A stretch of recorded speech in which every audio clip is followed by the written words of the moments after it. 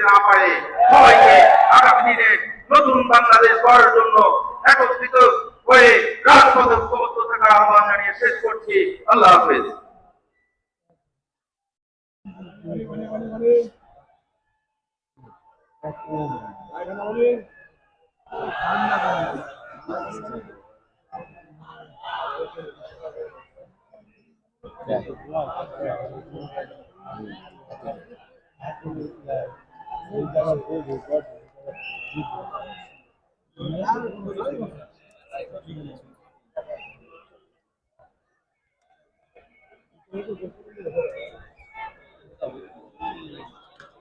সেদিন কখনো রাষ্ট্র হয়নি, স্বাভাবিক পাখির কিচির মিচিরে পরিবেশ পেয়েছে। এমনই এক সময় দেখা গেল সীমান্তের কাঁটাতারে ছুটছে একটি মৃতদেহ।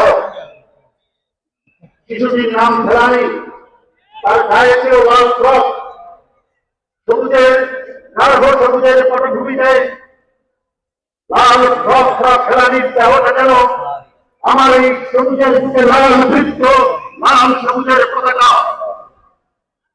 সেদিন আমার প্রিয় মাতৃভূমিকে হত্যা করে আগ্রাসী ভারত কাঁটাতারে ঝুলিয়ে দিয়েছিল। ভারতের এক দালালকে পরিষ্কার করেছি, আরো মাত্র দালালকে অবস্থান করছে। মিডিয়ায় বসে ভারতের দালালি করবে, সচিবালয়ে বসে ভারতের দালালি করবে, নেতৃত্বে বসে ভারতের দালালি করবে। নতুন বাংলাদেশে তারা মেনে নেওয়া হবে না ইনশাআল্লাহ। ইসলামী আন্দোলনের আজকে এই মহাসমাবেশ সেই বার্তাই দিচ্ছে।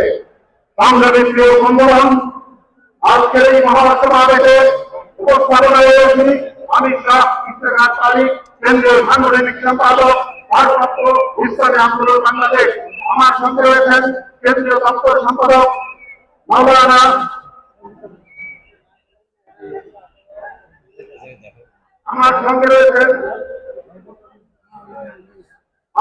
লোকমান চৌধুরী, কেন্দ্রীয় দপ্তর সম্পাদক ইসলামী আন্দোলন বাংলাদেশ। সেই সঙ্গে রয়েছেন সহ প্রচার সম্পাদক কেন্দ্রীয়